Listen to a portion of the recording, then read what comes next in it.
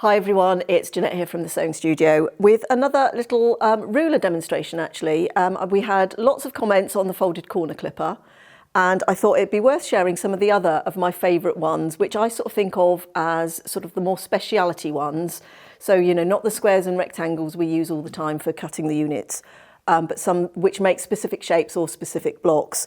And the one I'm going to be looking at is 2 peaks in 1. Now, I always have to say this, we aren't sponsored by Creative Grids, but we do sell them here in the shop. This particular ruler is mine from home, so I bought this with my own money, and I will say it's in my stash. I find it invaluable, but I will say it's not one I use all the time, not as much as some of the other ones that do half square triangles or some of the other blocks. But any time that I need specific units that this makes, this is definitely the one that I grab for. So first of all, let's just put it under the close-up. Now I've just put a piece of fabric here behind so you can see the markings a little bit more clearly.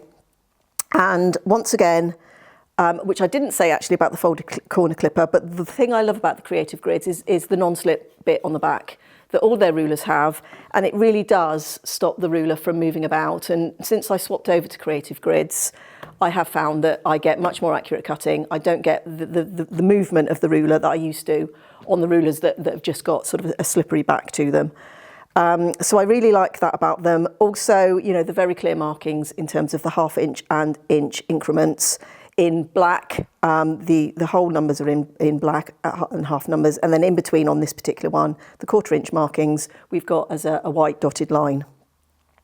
So once again, there's actually sort of 2 shapes to this ruler, and we've got this full triangle bit at the top, and it goes from 1 inch up to 6½ inches, and then the other side in effect is sort of half of that triangle unit, and going once again from sort of a 1 inch finished piece up to 6½, so 6 inch finished. So it's called the 2 peaks in 1 6 inch triangle ruler.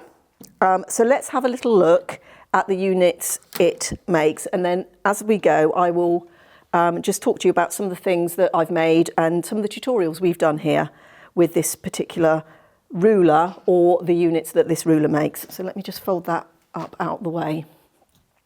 So the first one, let me put it under the close-up, is our triangle in a square block. Now this is one of these blocks that is actually quite hard, I'm going to say hard to do. It's more difficult to do, and there's more fabric waste when you haven't got a tool that helps you with the job. So actually anytime I need to do a triangle in a square block, particularly for me as I do a lot of work with scraps, as many of you know, this is a really useful, invaluable tool. Now the one thing just to think about with this ruler is when we do blocks like this, we need mirror image because we've got these different angles going in. So that's the only sort of difficulty, if you like, the problem with this. We have to remember we need mirror image. So let's just have a look how to cut that block. So as I said, I work with scraps, so I've got a couple of my scraps here, and that I've been using to make those particular blocks. So the first thing I'm going to cut is the triangle unit. So I've got a 4½ inch piece here because that's the width I'm going for. So that's going to be a 4 inch finished block, and I'm just going to line up. And it says there 4½ inch strip, so it's really clear. Let me put that right in under the centre of the close-up, 4½ inch strip, and this size over here, and it says here in black, finished size 4 inches. So it's really clear what we're cutting and what that's going to finish as in our blocks. So it makes it nice and simple. Grab my rotary cutter, and then I'm just going to cut up one side, and because we don't ever want to be cutting towards ourselves in case we slip, I'm just going to flip that round and cut the other way. Now I'm just doing a single one, but you could stack your fabrics up and cut multiples of that at one time. So that's our triangle for the centre of our triangle in a square block. We don't need to do anything with these corners, and we've already got the flat tip because the ruler has that, because that will just be a dog ear we'd be cutting off anyway. So it saves a little bit of fabric on that. Now for the second shape, as I said, the thing we have to know is mirror image. So I've got 2 pieces of fabric here, and you can see once again I've been utilising my scraps, and I'm just going to put those right sides together because the way to get mirror image is to have the fabrics facing in opposite directions. So for this, I need to flip it over that way, and this should just be big enough for me to be able to cut that. So I'm just going to put it so that's towards me, because that's where the angle's going. And once again, I'm just going to line up that 4.5 inch strip. The flat top is at the top, and then we're just going to cut.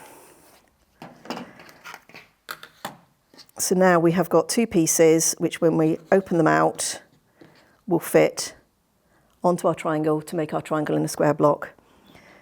So for this, I'm just going to put that on here, and I'm going to match this corner here down in that corner, and there should be 1/4 inch hanging off the top there. Now if you wanted to trim that and make it so it fits precisely, you can, but I tend to just, it fits pretty well by eyeballing the 1/4 inch. So we're going to sew that one on, we're going to take it to the ironing press, and then we can put our other side on. So let's do that now.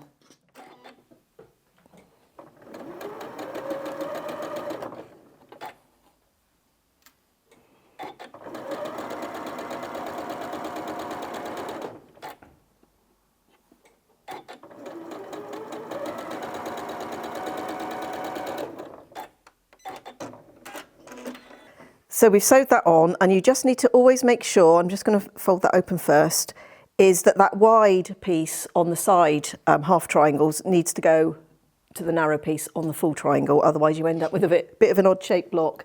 So let's just take that to the iron and press that.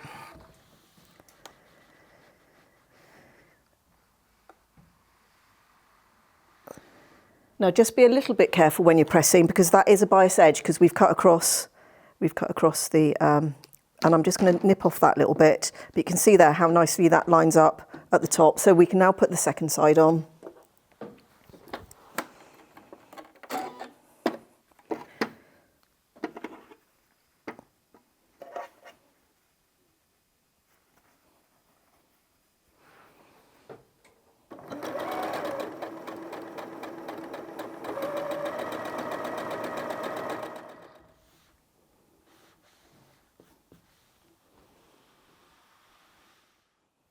So once again, I'm just going to take that little dog ear off, and there'll be a couple little dog ears down there. And there's our triangle and a square block. So it makes it really nice and simple, efficient cutting, because we can work with strips. And let me just show you a little layout that we can do with this block. And I think Katrina did a tutorial on this for a cushion, and I think she called it Railroad Star. We'll find the video and we'll put a link in the description for you. But basically you can make what I call a spiky star. I'll show you a quilt at the end where we used the spiky stars. I did a stars quilt, when I first joined here in the studio. But that's basically with those, that's the sort of spiky star block that you can make with those triangle and a square blocks. Now that was also used, that particular block, in the Pam and Nikki Lintot's Barn Dance quilt. Now this is my pattern. This is definitely on my list of quilts to make one day. It's in the queue, but the diamond in a square block is used in that as well. So they refer to this 2 peaks in 1 ruler in that. We do sell this pattern hard copy, and it's also available as PDF. It's a fabulous pattern, like I say. That's definitely on my to-do list. So that's triangle in a square. Now we're going to take that one step further, because what we can do is put 2 of those together and make a diamond in a rectangle. Now you could make it like this by just putting 2 together and joining it. However, when you do it like that, you've got these match points here that you have to sort of line up. So I'm going to show you a slightly easier way of doing the same block using the ruler, but actually making the diamond first. So let's do that. So as I said, the next one we're going to do is a diamond in a rectangle. I have to always stop and think about the rectangle thing. We're used to sort of saying something in a square. The rectangle's not quite so much, but the diamond in a rectangle. But as I said, we're going to make it slightly differently. We're going to make the diamond first. Now you could cut that diamond from 1 piece of fabric, and there are diamond rulers out there. But if I'm doing this, quite often I'll use 2 different fabrics and just add a little bit more interest in on that. So I've got 2 pieces of fabric here, once again from my scraps. And we're going to cut the triangle block again first. And this should already be at 4.5 inches. Yep. So I'm going to cut one at a time but I could have stacked these up, but just for a bit of repetition so you can see what I'm doing, particularly for new quilters. It's always helpful. So that's one, and you can always tell the top because it's got a blunt tip. And then I can cut a second one from here. So again, just lining up that 4.5 inch strip line. And we've got our 2 pieces there. And the first bit of sewing we're going to do is we're actually going to join those together to make the diamond. So let's just go and do that in the machine, and then we'll come back here again. Now I will just say I'm using my little starter piece of fabric here. I find when working with small bits like sort of triangles and bits and pieces, sometimes what can happen is the needle can push the corner of the fabric down into the throat plate. So I just start on a little starter scrap and it just stops the machine from doing that.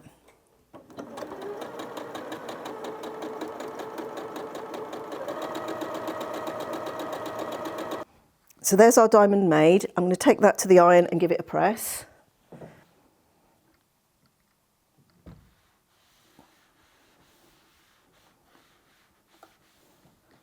Now it doesn't really matter which way. You can press that seam to one side, but I'm actually going to press that seam open because it will just help reduce bulk for the next steps.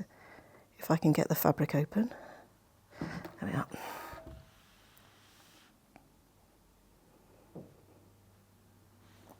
And you can see on that, I'm not moving the iron too much. I'm just letting the heat go through the fabric.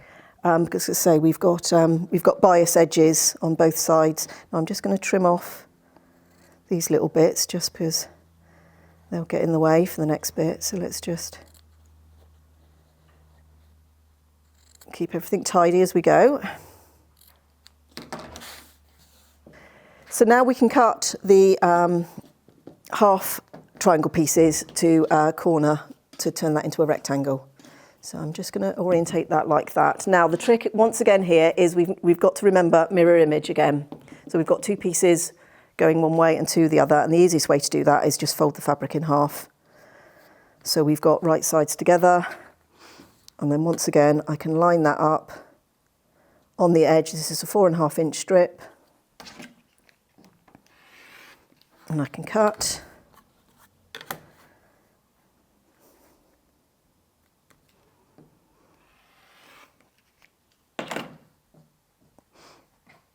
And there's our pieces. Now, this is where you just have to be a little bit careful because these will fit on the wrong sides and then you end up with something that's really peculiar shape. And I've done that and thought, what on earth? So once again, just remember that it's always this larger piece, this wider piece goes onto the narrow. And then that bit will go on that side. Sorry, excuse me. So once again, I lay it out like that. And then I'll put the opposites on. So let me just pin those 2 first. I'm going to just take those away so I don't get confused. I'm going to line that flat tip up with the edge of my rectangle here. Or diamond, sorry. We're making a rectangle. So that's going to go that side. And then I'm always checking, is that making a triangle and a square block? And it is. So that's my checkpoint.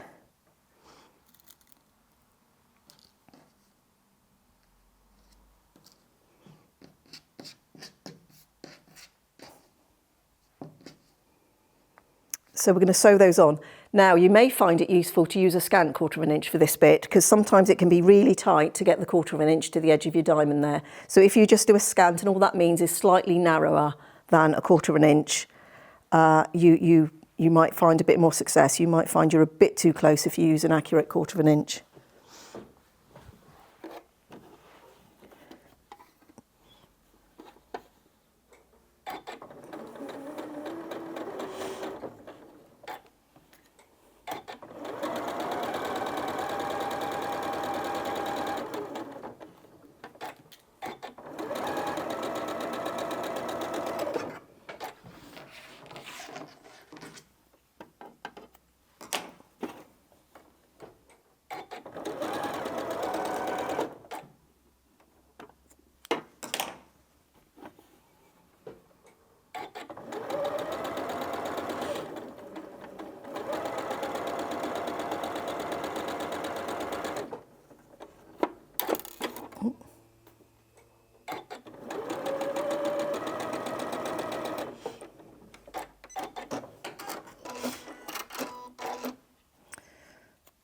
Now I'm just going to finger press these. I don't feel I need to take them to the iron, but the bits we've got to watch, and we just need to do this gently, is this bit here.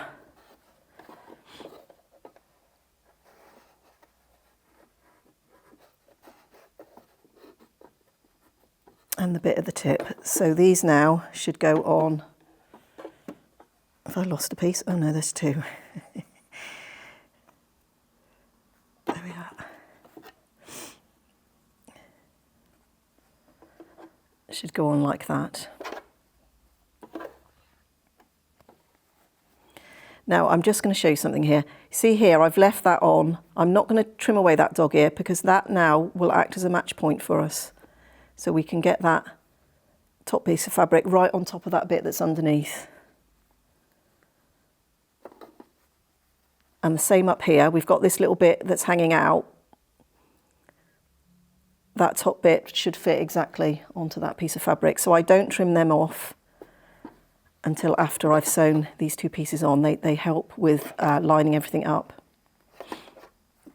Just make sure that's going on the right way.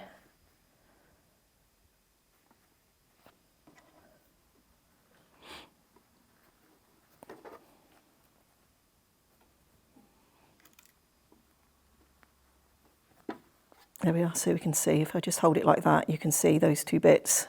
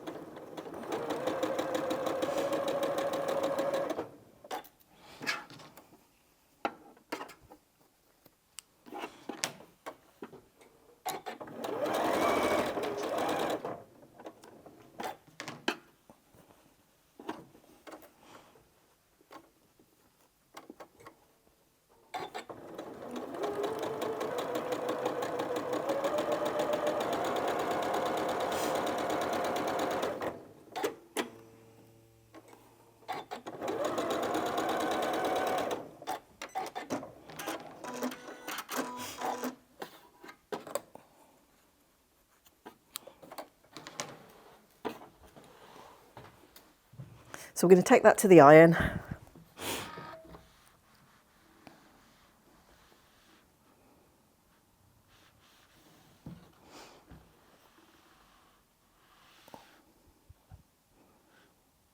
So there's our diamond in a rectangle. Now all I'll have to do is just take off those little dog ears.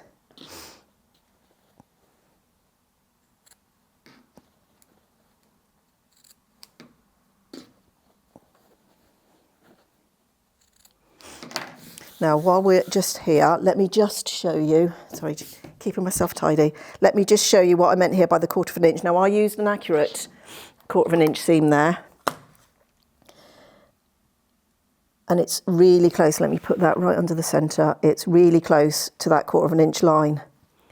So if you're not quite so accurate with your sewing, just give yourself a scant 1/4 inch. It just gives you that little bit of leeway there just to make sure you get a good 1/4 inch between the tip of that diamond and the edge of the rectangle. So that's just my little top tip for that one. But that's a much easier method of doing the diamond in a rectangle than trying to do match points on putting two triangle in square blocks together. So that's just a little sort of cheat, if you like, or a little way of doing it without having to line those up. So you may find if you have difficulty putting two of those together to form your diamond, you may find that method a little bit easier. So that's the second unit we can make with the ruler, which is the diamond in a rectangle. So let's move on to the third, and this is another one I always have to stop, which is going to be the half rectangle triangle. Okay, so as I said, the third and final is half rectangle triangles. I always have to stop myself because I always want to say half square triangles, but we have to put the rectangle in there instead of the square. So now there's a little bit of something you have to sort of remember with this, and it's once again about the mirror image, but we don't want mirror image in the block as such, but we need to be consistent with our cutting, and I'll show you exactly what I mean by that. So I've got two pieces cut here. I will show you how to cut, but I will just explain what I meant by that first. Now these two pieces I've cut with the fabrics both facing right side up. And when we put them together like so, we will form our half rectangle triangle. And if we notice, the light is here and the seam is going that way. So let me bring in these two pieces of fabric, which I've cut wrong side up. And when we put those together, we can see that that light unit is on the opposite side and the angle's going a different way. And if we tried to make that light go in the same direction, we can see it doesn't, because we've got our longer piece down here on this one and our shorter piece on here. And that's because I've switched which way I've turned the fabric. So the point is if we're making something, and actually in Pam and Nikki Lintot's barn dance quilt, they used these units for the border. So they wanted their lights and darks all in the same position across the whole of that border. So you have to make the choice of whether you're going to cut all your fabrics with the right side up or all your fabrics with the wrong side up, so that the light and dark stay in the same place. I hope that made sense. Because like I say, if you switch it around, you'll end up with a border that starts looking like that, which may be the look you're going for, but if you want all of the darks to be pointing in the same direction and all the lights to be pointing in the same direction, you have to be consistent with your cutting. So don't start sort of flipping your fabrics around, because this angle here will throw you off. So let's just have a little look how to cut. So I've got my two pieces here again, and I might as well just carry on cutting with these. So I'm going to cut with right side facing up. I'm just going to put my 4.5 inch mark again. Now I'm using 4.5, but of course you can do anything up to a 6.5 inch wide strip with this. And then we're going to cut. So there are my units there. So let me just bring the one that matches that down, which is that one. So you can see there, if we were making a sawtooth border, all of those fabrics would be going in the same direction. That's because I've cut all of those with the right side up. So I hope that makes sense. That's the one sort of pitfall you can fall into this if you're not sort of mindful of your cutting and the position of your fabrics. You can start having your angles going off in different directions.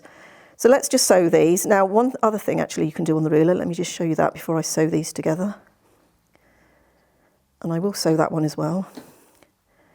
We won't leave them out. Is on the ruler, you've got this little piece here, and if you bring the baseline, actually let me put it right under, there's a line here that says baseline, and it's on the 6.5 inch strip. If you bring that down to the bottom, just move that in a bit more centrally. So I've got my baseline going along the base of the fabric, and then the angle following the angle of the triangle, and then I can just nip off that little dog ear there. And that just makes, now I've already done it on that one, and I've already done it on that one. That just makes putting the rectangles together a little bit easier, because what we've got now is a blunt tip matching up with a blunt tip. So if I just pin that and show you under the camera, we haven't got to guess where our 1/4 inch is, and it saves a little bit of trimming later for cutting off that dog ear. So that's what I love about these rulers as well. It really does help with the accuracy and precision, as well as sort of the efficient cutting. So you can see there, that's got a blunt and that's got a blunt point, and they fit perfectly. So let's just take all of these and just whiz them through the sewing machine.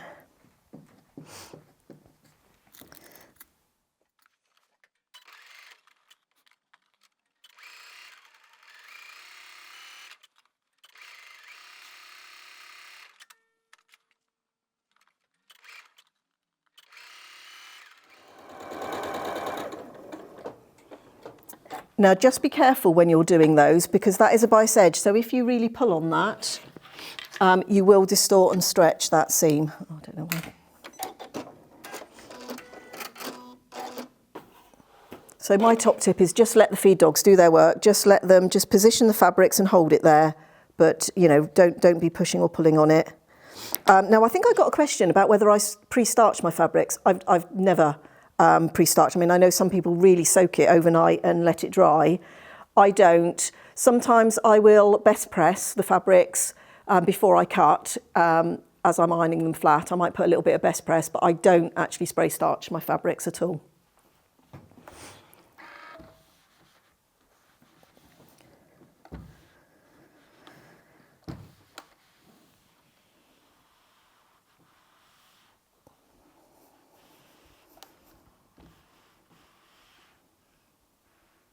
So there we've got, very quickly, our 3 little half rectangle triangles. So we've got those 2, which we cut with the fabric right side up, and that one which is going in the opposite direction, where we cut with the fabric wrong side up. So that's the 3rd and final unit with the ruler. Now, as promised, like I said, we will put a link. We did a tutorial on the barn dance quilt, so we will put links to that. And let's say we do have patterns available, hard copy and PDF. Now, let me just grab this quilt.